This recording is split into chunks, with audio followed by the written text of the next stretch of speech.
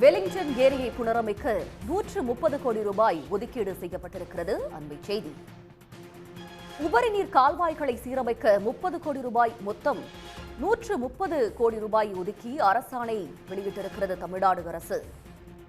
இது பற்றிய கூடுதல் தகவல்களை தருவதற்காக செய்தியாளர் கண்ணன் இணைகிறார். கண்ணன், விவரங்கள்.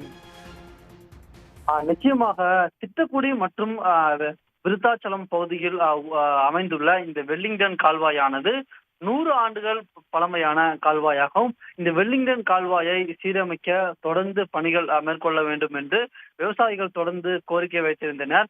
இந்நிலையில் தமிழ்நாடு முதலமைச்சர் மு.க.ஸ்டாலின் கடந்த ஜனவரி மாதம் கடலூரில் நடைபெற்ற அரசு விழாவில் ஒரு அறிவிப்பு ஒன்றை வெளியிட்டிருந்தார்.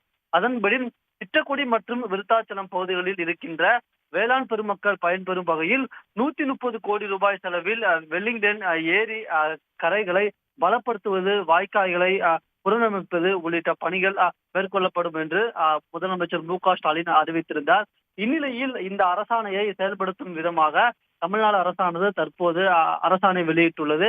அதன்படி கால்வாயின் கரைகளை சீரமைக்க 74 கோடி, முதன்மை கால்வாயை சீரமைக்க 20 கோடி, உபரிநீர் செல்லும் கால்வாய்களை சீரமைக்க 36 கோடி என்று 130 கோடி ஒதுக்கீடு செய்து தமிழ்நாடு அரசானது இந்த அரசாணையை பிறப்பித்துள்ளது. தங்களுடைய விவரங்களுக்கு நன்றி, கண்ணன்.